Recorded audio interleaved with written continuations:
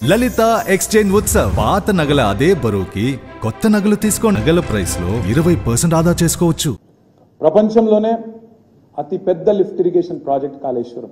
మీరు ఎన్ని బదనాములు చేసే ప్రయత్నం చేసినా, ఎన్ని రకాలుగా బట్టగాల్సి మీద చేసిన ప్రయత్నం చేసినా వాస్తవాలు వాస్తవంగానే ఉంటాయి. You are going to enjoy the benefits of Kaleshwaram. మీరు కూడా దాన్ని దాచేయలేరు. 4.5 సంవత్సరాల రికార్డు సమయంలో పూర్తి చేసినాం. ఒక్క బరాజులో ఎక్కడో ఒక్క దగ్గర చిన్న నిర్మాణ లోపం ఉంటే సరి చేయండి. శిక్ష మీరు అన్నారు కదా, జడ్జిలతో విచారణ చేస్తాం, జ్యుడిషియల్ ఎంక్వైరీ చేస్తాం, బరాబర్ చేసుకోండి. తప్పు జరిగితే ఏ ఎంక్వైరీకైనా మేము సిద్ధం, దానిలో ఏం ఇబ్బంది లేదు, తప్పకుండా చేయండి. కానీ రాష్ట్ర ప్రజలు ప్రపంచంలోనే అతిపెద్ద లిఫ్ట్ ఇరిగేషన్ ప్రాజెక్టును నిందించే పరిస్థితి, ప్రపంచమంతా నిందించే పరిస్థితి దయచేసి తీసుకురాకండి. మా మీద రాజకీయ కక్ష ఉంటే తీర్చుకోండి, మమ్మల్ని తిట్టండి, కానీ రాష్ట్ర సంపదను, జాతి సంపదను దయచేసి అవమానించవద్దు అని చెప్పి రాష్ట్ర ప్రభుత్వాన్ని నేను విజ్ఞప్తి చేస్తా ఉన్నాను. కరువు పీడిత ప్రాంతం, భారతదేశంలోనే వలసల జిల్లాగా పేరుపడ్డ జిల్లా పాలమూరు జిల్లా, పక్కనే ఉన్నది రంగారెడ్డి జిల్లా. నీటి సోర్స్ లేదు. ఇవాళ పాలమూరు రంగారెడ్డి జిల్లాలో ఇంత పెద్ద ప్రాజెక్ట్ 26,738 కోట్ల రూపాయలతో 1-2 కాదు, మహబూబ్ నగర్, నారాయణపేట, రంగారెడ్డి, వికారాబాద్, నాగర్ కర్నూలు, నల్లగొండ జిల్లాలు, అన్ని జిల్లాల్లో దాదాపు 12.5 లక్షల ఎకరాలకు సాగునీరు, అదేవిధంగా 1,226 గ్రామాలకు తాగునీరు, వాటితో పాటు హైదరాబాద్ జంట నగరాలకు 50 ఏళ్ల నీటి భరోసాను, మధ్యలో వచ్చే పరిశ్రమలకు పూర్తి స్థాయి నీరందించే ఒక బృహత్తరమైన ప్రాజెక్టు పాలమూరు. దాన్ని మేము ప్రారంభించినాం. మొదటి పంపు మా ముఖ్యమంత్రి గారు కొల్లాపూర్ పోయి మరీ ప్రారంభించినారు. నేను ఈ ప్రభుత్వాన్ని విజ్ఞప్తి చేస్తా ఉన్నాం, కంప్లీట్ చేయండి. చేసి రంగారెడ్డికి మేము ఆల్రెడీ 90% పనులు పూర్తి చేసినాం. మీరు మిగతా 10% పూర్తి చేయండి, ఖర్చు పెట్టండి, కాలువలు కట్టండి, రంగారెడ్డికి, పాలమూరుకి నీళ్ళు ఇచ్చి ఆ నీళ్లు మీరు నెత్తిమీద జల్లుకొని మేమే చేసినామని చెప్పుకోండి, మాకు అభ్యంతరం లేదు. కానీ ప్రాజెక్టులను బదనాం చేయకండి. పెట్టిన శ్రమను, చిందించిన చెమటను దాన్ని చిన్నగా చేసి చూపకండి అని చెప్పి ఈ ప్రభుత్వానికి నేను విజ్ఞప్తి చేస్తాను. సీతారామ ప్రాజెక్టు ఖమ్మం జిల్లాలో దాదాపు 10 లక్షల ఎకరాలకు నీళ్ళు ఇచ్చే ప్రాజెక్టు 8,827 కోట్లు ఖర్చు పెట్టినాం. ఖమ్మం మొత్తం సస్యశ్యామలం చేయొచ్చు.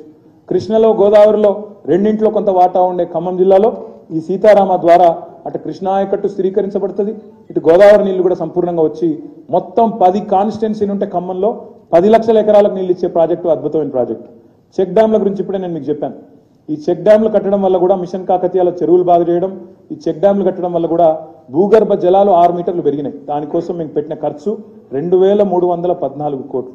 మిషన్ కాకతీయలో 21,634 చెరువులను బాగా చేసినాం, 5,465 కోట్లు ఖర్చు పెట్టినాం, 10 లక్షల ఎకరాల ఆయకట్టును స్థిరీకరించినాం. ఒక చెరువు కింద ప్రతి ఊర్లో 100,000 ఎకరాల ఆయకట్టు ఉంటుంది. దాన్ని స్థిరీకరించినాం. ఆ రైతుల్లో భరోసా నింపినాం కాబట్టి ఒకవైపు గ్రౌండ్ వాటర్ పెరిగింది, ఇంకోవైపు వ్యవసాయ విస్తరణ జరిగింది. కల్వకుర్తి, నెట్టెంపాడు, భీమా లాంటి పెండింగ్ ప్రాజెక్టులు ఎన్నో పూర్తి చేసినాం. చెనాక, కొరాట ఇవాళ ట్రయల్ రన్కు తీసుకొచ్చినాం. మా వేములవాడ నియోజకవర్గంలో ఇవాళ లక్ష్మణనరసింహరావు గారు ఇక్కడే ఉన్నారు. వేములవాడ నియోజకవర్గంలో మల్కపేట రిజర్వాయర్ ట్రయల్ రన్ చేసి పెట్టినాం. అదేవిధంగా పక్కనే ఉండే హుస్నాబాద్లో గౌరవెల్లి ట్రయల్ రన్ కూడా చేసి పెట్టినాం. మీరు పోండి, అధికారికంగా ప్రారంభోత్సవం చేసుకోండి, బ్రహ్మాండంగా నెత్తి మీద నీళ్లు చల్లుకోండి, చెప్పుకోండి, మేమే చేసినామని చెప్పుకోండి, మాకు అభ్యంతరం లేదు. కానీ ఈ ప్రాజెక్టులను, ఈ సాగునీటి వనరులను దయచేసి నిందించవద్దు అని చెప్పి ఈ ప్రభుత్వానికి నేను విజ్ఞప్తి చేస్తా ఉన్నాను. తాగునీరు, మీరు రాకముందు తాగునీరే లేదా, మీరు రాకముందు నీళ్లే లేవా అని మన కించపరుస్తూ, హేళన చేస్తూ మాట్లాడినారు. నేను వారికి ఒకటే విజ్ఞప్తి చేస్తా ఉన్నా, మీరున్నప్పుడు కూడా కొన్ని తాగునీటి వనరులు సృష్టించినారు, మేము సృష్టించలేదు అనలేదు. కానీ మీరున్నప్పుడే కదా ఫ్లోరోసిస్ వచ్చింది. గ్రామీణ నీటి సరఫరా మంత్రి నల్లగొండ నుంచే ఉంటాడు. ఫ్లోరోసిస్ కూడా నల్లగొండలో 1,00,000 మందిని ఇబ్బంది పెట్టిన మాట వాస్తవం కాదా? వాస్తవాలను ఎందుకు దాచే ప్రయత్నం చేస్తారు? ఈ మిషన్ భగీరథ అనే ప్రాజెక్టును నీతి ఆయోగ్ మెచ్చుకున్న మాట వాస్తవం కాదా? కేంద్ర ప్రభుత్వం జల్ జీవన్ మిషన్ కి స్ఫూర్తి మిషన్ భగీరథ వాస్తవం కాదా? అట్లాంటి ప్రాజెక్టు కూడా పనిచేయడం లేదు, నిరర్ధకమైన అప్పు, నిరర్ధకమైన ఖర్చు అని మాట్లాడడం భావ్యమేనా? ఇవాళ రాష్ట్రంలోని ఏ మారుమూల తాండా గాని, ఏ మారుమూల గూడానికి గాని పోతే అక్కడ ఉండే ఆడబిడ్డలను, అడవి బిడ్డలను అడిగితే మీకు తెలుస్తుంది మిషన్ భగీరథ గొప్పతనం. దయచేసి అర్థం చేసుకోండి. మిషన్ భగీరథ వల్ల కాదా? మంచం బట్టిన మన్యం అనే వార్తలు మాయమైనాయి అంటే మిషన్ భగీరథ పుణ్యం కాదా? ఏజెన్సీలో అంటురోగాలు అనే మాట మాయమైందంటే మిషన్ భగీరథ పుణ్యం కాదా? వాటర్ బాండ్ డిసీజెసే 80% ఉంటాయి. ఆ వాటర్ బాండ్ డిసీజెస్ అన్ని పోయినాయి అంటే, అవుట్ ఆఫ్ పాకెట్ ఎక్స్పెండిచర్ తగ్గింది ప్రజలకు అంటే దానికి కారణం ఈ 37,000 కోట్ల రూపాయలతో చేపట్టిన మిషన్ భగీరథ కాదా? మిషన్ భగీరథలో మేము చేసిన ఇన్వెస్ట్మెంట్ ద్వారా ఇవాళ 58 లక్షల ఇండ్లకు నల్లాల ద్వారా నీళ్ళు ఇస్తా ఉన్నాం. 19,233 ట్యాంకులు కట్టినాం గ్రామాల్లో. ఇది కాదంటారా మీరు? కనబడతలేవా? ఇవాళ ఎక్కడ పోయినా మిషన్ భగీరథ ట్యాంకులు కనబడతాయి. మీరు చూస్తే 1,25,000 కిలోమీటర్ల పైప్ లైన్లు వేసినాం. భూమిని 3 సార్లు చుట్టొచ్చేయన్ని పైప్ లైన్ 1,25,000 కిలోమీటర్ల పైప్ లైన్లు వేసినాం. 1,255 సర్వీస్ రిజర్వాయర్లు నిర్మాణం చేసినాం. 54 వాటర్ ట్రీట్మెంట్ ప్లాంట్స్ నిర్మాణం చేసినాం. ఇది రాష్ట్ర ప్రజలకు తరగని సంపద కాదా?